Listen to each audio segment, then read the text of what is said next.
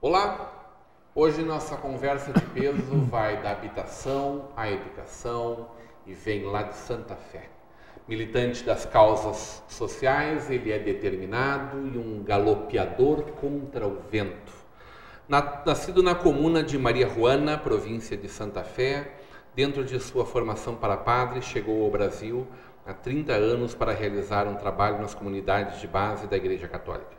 Filho do seu Lírio e da dona Elsa, o vovô do Pedro e do Camilo é formado técnico em contabilidade, teólogo, filósofo com habilitação ao ensino da psicologia, com pós-graduação em gestão pública e mestrado em educação. Apaixonado pela educação, o pai do Ernesto, do José Lírio e da Camila tem como período em que foi secretário de Educação de Novo Hamburgo o seu maior desafio profissional. Atual secretário de Habitação de Novo Hamburgo, sonha aperfeiçoar o violão e aprender flauta, piano e acordeão. Hoje teremos uma conversa de peso com Adelmar Alberto Carabarral, o Beto Carabarral. Seja muito bem-vindo, Beto. Obrigado, Rodrigo. Um abraço para toda a audiência. Grande prazer te receber e poder ter essa conversa de peso. Aí eu que me lembro de ti em PT em Novo Hamburgo, acho que desde que eu me lembro de política nessa cidade. Sim, eu entrei no PT quando eu vim da Argentina, né? Eu cheguei aqui na Argentina no 13 de agosto de 1985. 30 anos. Sim, você fez 30 anos agora. E eu vim bem como a música do Dante Ramon Ledesma, né? Que aliás é a música que me identifica, o Orellano, né?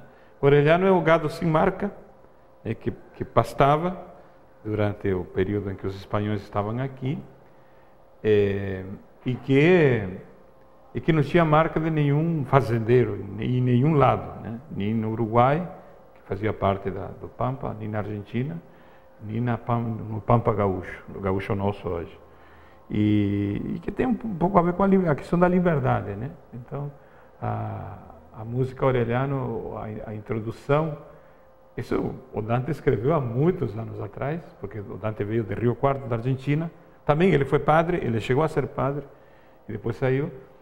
E na introdução ele diz assim que no trem de la frontera, né, do lado de Uruguaiana, venia viajando junto ao negro de la gaita, né, um paisano, bombacha, alpargatas, boina preta, né. E não se sabia de onde era, pero quando lhe pidieron a identidade, ele disse: me identifico com a liberdade e com a paz e vengo a cantar para sua bandeira. Na verdade, eu me identifico, sim.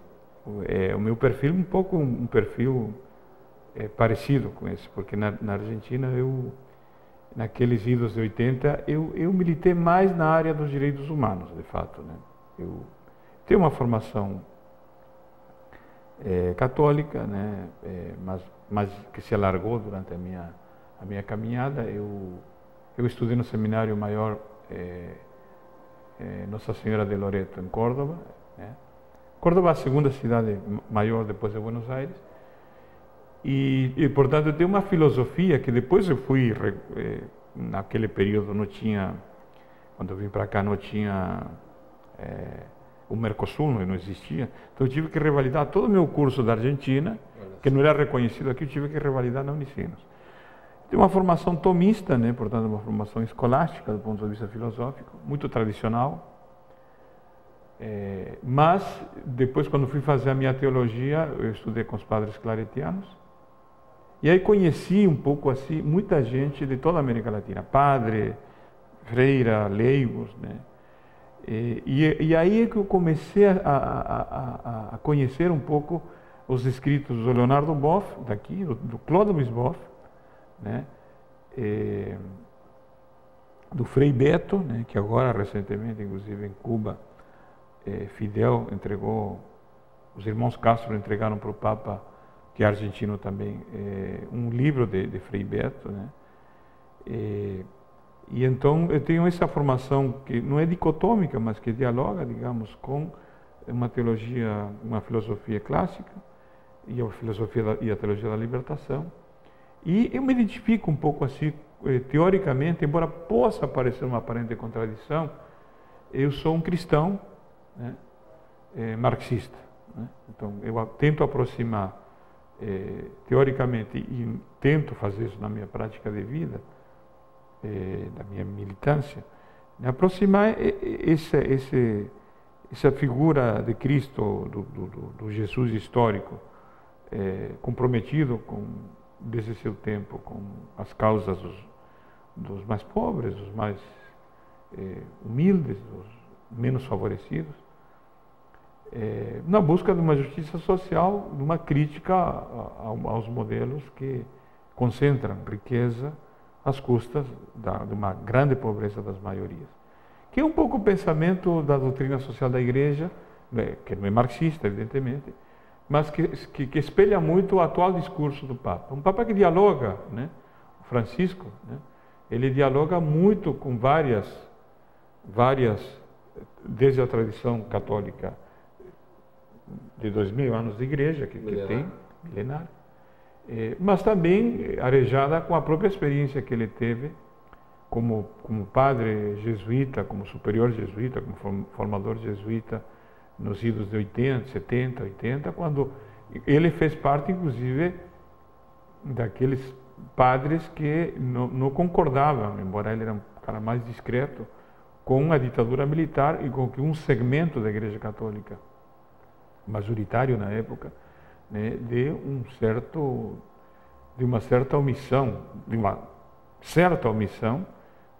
afirmado aqui, e de uma certa simpatia que alguns segmentos tinham com a ditadura militar, que tinha como principal bandeira... Não diferente do que a Igreja fez em outros países, em outros tempos. Não diferente, como quem sabe, eu diria que o Brasil tinha um pouco mais de possibilidades, porque aqui era menos violenta, a ditadura foi menos violenta do que foi na Argentina e no Chile. Proporcionalmente foi enormemente pior, né? E no Chile eu acho pior ainda, mas a Argentina foi atroz. Eu era estudante secundarista na época, né? Então é um pouco essa tradição. Ela foi mais curta e mais intensa. Muito mais intensa, com muito mais mortes, com muito mais desaparecidos, né? Chegaste a cruzar com o Papa Francisco em algum momento, naqueles tempos? Eu conheço, não tem essa referência? Pessoalmente conheço o Papa João Paulo II já, né? Porque eu era seminarista e eu naquela oportunidade eu conheci ele em Buenos Aires, eu me desloquei de Córdoba a Buenos Aires, e eu conheci pessoalmente assim ele, assim, muito de perto, porque evidentemente não tive como falar com ele. Foi quem começou a transformação, ou que teve a oportunidade de dar essa transformação? Talvez a transformação eu diria, tenha começado um pouquinho antes não ali. do ponto de vista político, ideológico, eu diria, né? Que eu acho que um pouco à direita ele, né? Sim, né? Ele vinha da cortina de ferro, do outro lado, ele foi escolhido, inclusive, porque nós tivemos um período, vamos dizer, de uma primavera na Igreja Católica, eu diria, com a figura de Paulo VI. O João XXIII, o Papa Bom, né, o Papa Bueno, o Buono Papa, né, ele foi um Papa que era um camponês, um agricultor, e depois virou padre, né?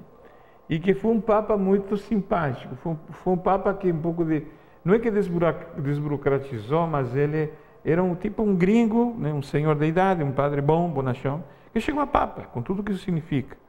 Depois veio Pio XII, que era um homem de família aristocrática, italiana também, mas que foi o cara que abriu as portas da Igreja. Né? Foi ele que, no período dele, que se fez o Concílio Vaticano II e tudo mais. E depois, então, que morreu o Papa, veio outro Papa que, na minha opinião, ele teve uma vida muito curta como Papa e mataram ele. Eu tenho essa tese, acredito nisso, que era um cara... Tem fortes indícios mesmo. Fortes indícios. E que era um pouco uma síntese, quem sabe, desse homem bom que era Juan XXIII, com essa águia que enxergava muito longe, na busca de uma modernização da Igreja, que era Paulo VI. E depois veio o nosso querido Papa João Paulo II, mas que veio detrás da cortina de ferro, como um anticomunista. Foi o Papa Pop, né? Foi o Papa Pop, quem sabe o primeiro Papa que foi ao mundo, né? Com muita humildade, eu acho, com gestos muito simbólicos. A igreja volta um pouco para trás, na minha opinião, e não dá certo com o Ratzinger. O Ratzinger, sim, eu cheguei a... Tanto que a gente quase não chama ele de Bento, é o Ratzinger. Né? Ratzinger eu cheguei a conhecer de longe também, porque ele foi para Córdoba, para Buenos Aires, quando era presidente da Congregação da Fé, e eu estava no seminário no período. Cara circunspecto, uma pessoa diferente dos outros, um intelectual, de fato, um cara muito intelectual, de tirar o chapéu. E agora veio do fim do mundo, como ele mesmo disse, veio esse Papa, que é um portenho, mas é uma pessoa, né? Uma pessoa que mistura muitas coisas. Um homem bom, um homem progressista. Parece que ele é, acima de tudo, um humanista, não? Um humanista, que aliás é um dos componentes da igreja. Isso é o que aproxima, e tu falava sobre isso antes, no teu prólogo, que aproxima Jesus de Marx? Na nossa interpretação da teologia da libertação, sim. Né? Que o Frei Beto, o Leonardo Boff, Gustavo Gutierrez. Foi isso que fez vir ao Brasil, essa rigidez do Foi exatamente. Eu tinha acabado minha teologia com os padres claretianos em julho de 85. Já sabia que não seria sacerdote? Não, eu vim para ser padre. Tu veio para ser. Eu vim a convite de uma figura que faleceu um mês e meio atrás, o padre Arturo Pauli. Eu inaugurei aqui o padre Arturo, eu fui um auxiliar do padre Arturo, e o padre Orestes Stragliotto de São Leopoldo. O Arturo veio da Argentina, porque era um cara que tinha também sido padre, ele faleceu com 102 anos, portanto conhece toda a história pessoal, inclusive dos últimos papas. E ele é alguém que foi para a Argentina na década de 70, nunca mais voltou para a Itália, e andou por Argentina, andou pela Bolívia, andou com os índios maquiritari na Venezuela, muito comprometido com as causas de esquerda, mas sempre como padre. E aí me surgiu a oportunidade, em 85, de ir para Nicarágua, que estava em pleno processo revolucionário, com os irmãos cardenal lá, que era ao lado da Igreja Católica. Mas deu a casualidade de eu me encontrar na praça central de Córdoba com o padre Arturo, que estava fazendo uma palestra, e eu fui convidado e eu conheci ele, e aí se reencontrou, ele me convidou para vir para São Leopoldo. Nós abrimos aqui o centro de pastoral, que hoje leva o nome do padre Arturo, um baiano, que depois virou padre também, o Ciso Lima, o padre Arturo, que é nosso coordenador, o padre Orestes também, e eu, depois veio um outro de Buenos Aires, Carlos, vieram duas irmãs ex-freiras aqui de Santa Catarina e do Criciúmal, e aí foi andando. Aí depois fui pelagiado, virei diácono, casei gente, batizei gente, sepultei gente, andava de batina branca, fui coordenador de uma comunidade de conservas, comunidade de negros, um morro, né? Lá conheci pela primeira vez o narcotráfico, década de 80, 1987 foi isso, mas não era que nem hoje, mas já tinha morro, tinha dois bandos, né? Me lembro que eu sepultei um rapaz que foi morto a tiros. Então já naquele tempo nós tínhamos essa situação. E de fato eu abandonei a igreja, ou larguei a batina, como você diz aqui, muito porque já tinha optado pela questão partidária e pela questão sindical e dos movimentos. Né? Não tinha ainda uma abdicação do celibato. O matrimônio assim, não te chamava ainda naquele momento. Essa é a questão, vamos dizer assim, uma questão muito humana, muito humana, né? muito real mesmo. Mas digamos o que era a luta mesmo. O que me mobilizou para sair foi a incompatibilidade, eu diria menos ideológica e sim depois de lugar social. Eu acho que um padre, um pastor, na minha opinião, não deveria ter nenhuma sigla partidária, porque ele é um pastor, ele representa um universo maior político. Ele tem que dialogar com o pessoal do PMDB, do PDS na época, do PT, então... Eu também não consigo entender muito bem isso, mas eu entendo e respeito, e fui parte disso, mas para mim... Mas parece que o rebanho deles não está na igreja e não na política. Vamos continuar falando de ideologia e vamos falar de Novo Hamburgo e dessa administração que tu defendes hoje, logo depois do nosso intervalo, hoje com o secretário de habitação da nossa cidade, Beto Carabarral.